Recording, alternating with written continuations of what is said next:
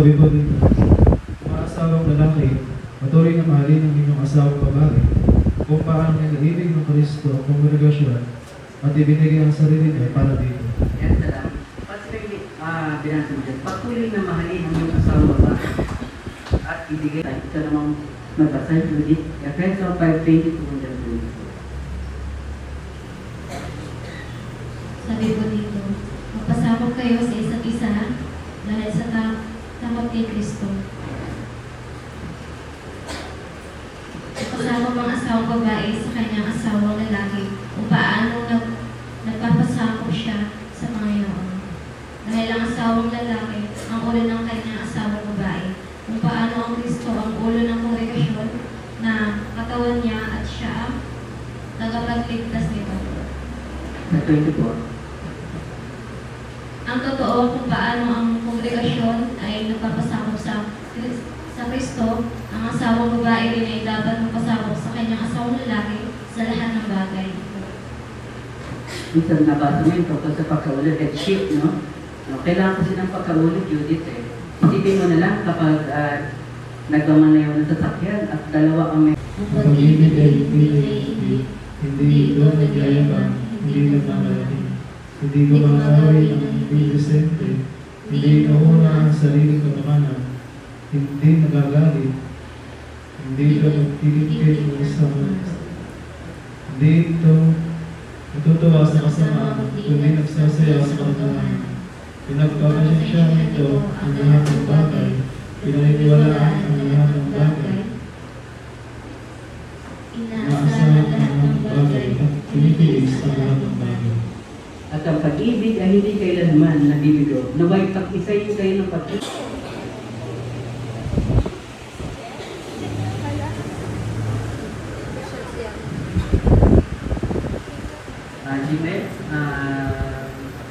Jimmy, may tatanong sa iyo yung importante. Hindi ka sa akin, ha? Ikaw ba, Jimmy Lucy, sa harap ng Diyos na Jehovah at sa mga saksing ito, ay kumukuha kay Judith Israeliano bilang iyang pinakasalang asawa upang ibigin at pakamahalin alinsunod sa batas ng Diyos na nakasal sa banal na kasulatan para sa mga Kristiyanong asawang lalaki habang kayo ay kapwa nabubuhay? Opo.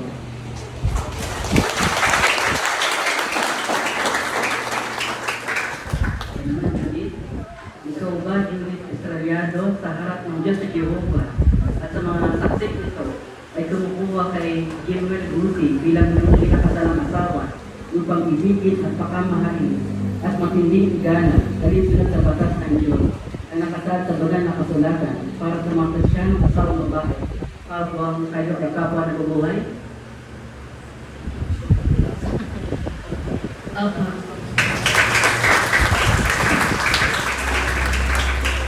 Ngayon, hawakan mong kamay ni Judith.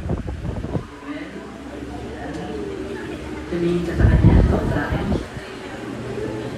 Tapos hawakan na yung mic. Ito kasi hindi ito binibigay eh. Bilin sa amin pag bibigay itong script na ito eh.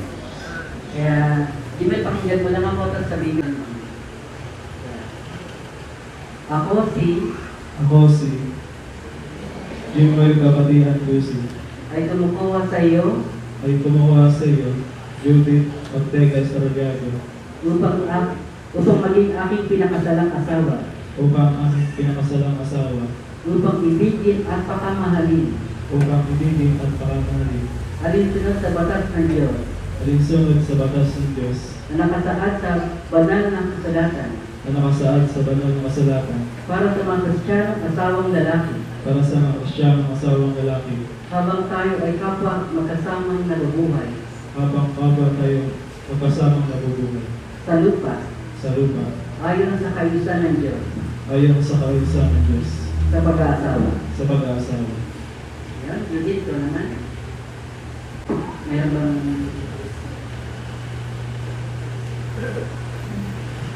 Yan, hawakan.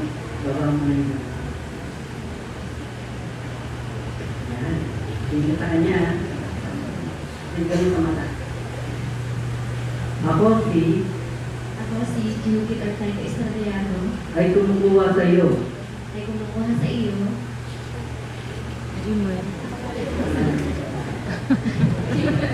Jimwell Kabatian Lucy, upang maging aking pinakasalang asawa, upang aking pinakasalang asawa, upang ibigin at pakamahalin, upang ibigin at pakamahalin, at matinding igalang, at magiging paggalang, alinsunod sa batas ng Diyos, alinsunod sa batas ng Diyos, na nakasaad sa banal na kasulatan, na nakasaad sa banal na kasulatan, kasulatan, para sa mga Kristiyanong asawang babae, para sa mga Kristiyanong mga asawang Kristiyanong asawang babae. habang tayo ay kapwa magkasamang nabubuhay Mapapaba tayong mag-isapang buhay sa lupa, sa lupa, ayon sa kaayusan ng Diyos ayon sa kaayusan ng Diyos sa pag-aasawa. sa pag-aasawa. Okay na? Pinakabayan ko yun.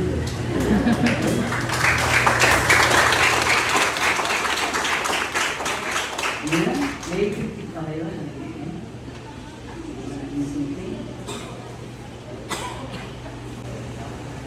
Yan, Jimmy, isot mo yung isip kay Judith, at Judith, isot mo yung isip kay Jimmy.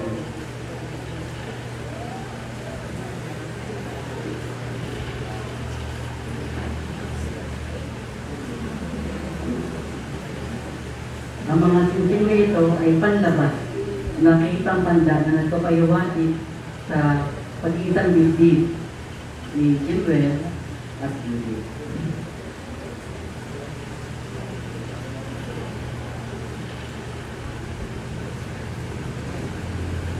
Pagkatapos ito, susunod natin ang pirmahan ng ating mga kapatid.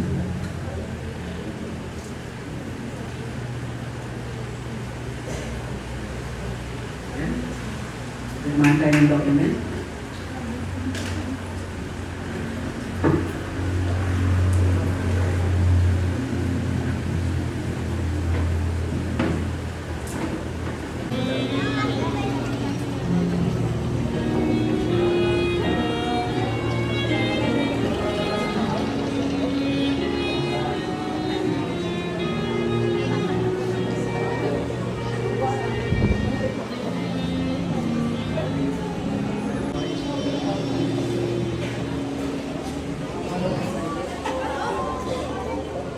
Meron din pala dito.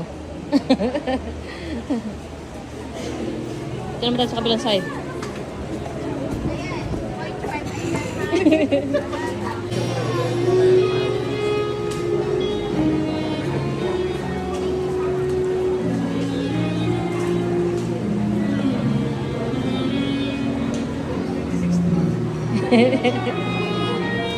Ikaw pala yan. Hindi ako to.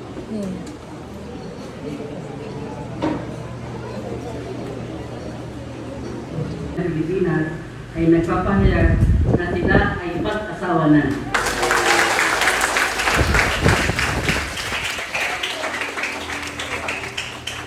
Ang pinagtubang ng Diyos ay huwag pag-iwalayin ng sinamang tao.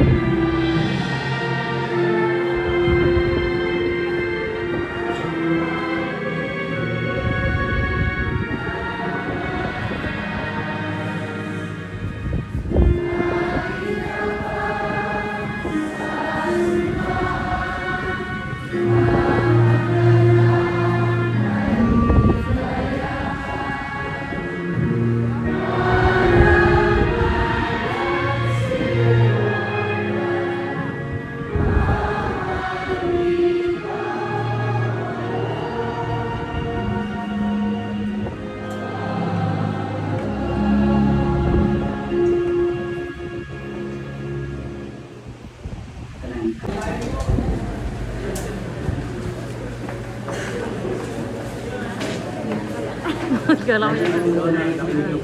Hindi. Oo. Dapat di pa naman sa asawa. Okay na kami, okay sa kanila. Yan. Lapit pa kayo ng konti. Okay naman.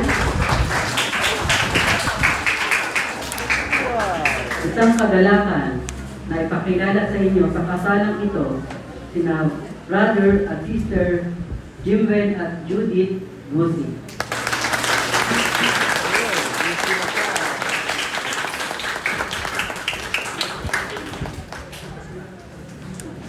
Taon ka.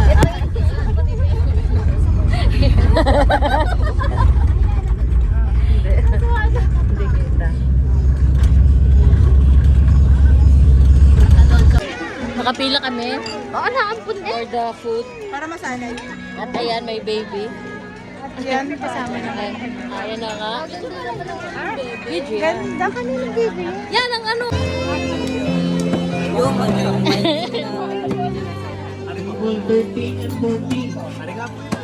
Table 13 and 14. Nanay, kukuha, nanay. Ay, takot ng nanay. Okay lang, ang dami niya.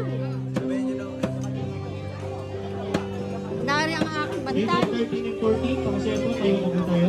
Baka matalsikan ka na. Ate Juliet, layo ka ng konti. Baka matalsikan ka. Nagre-refill pa kasi madami akong kukunin. yung kinuha niyo pong tagapagsalin, hindi po talaga marunong. Tingnan niyo po, tingnan niyo po. Yun. Dito, gusto mo ito? Eh, dito. Gigi, kaya mo yan. Kaya mo yan. Oh, bigyan na ako ng konti. Ano, ito, saging. Gusto mo? Isahod na kaya din sa plato ko. Ano? Joseph. Vlog ka din. Oh. Madami Ate Juliet. Aring isa konti lang. Ito. Demanding pa eh. Yan. Casey, bulungan mo ako mamaya, ha?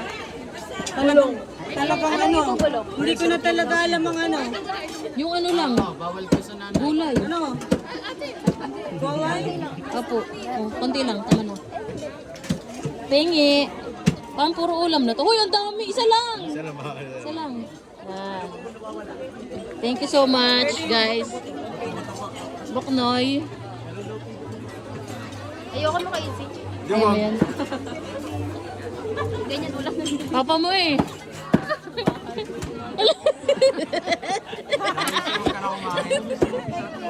Hindi, may gaya talaga ako kayo.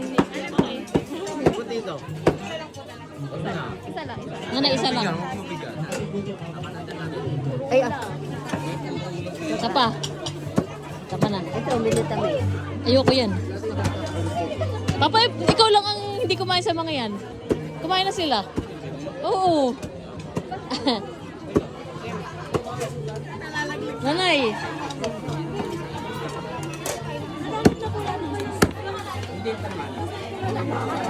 Nasa bibig pa yung iba.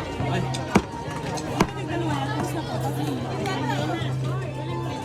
Dami ng akin.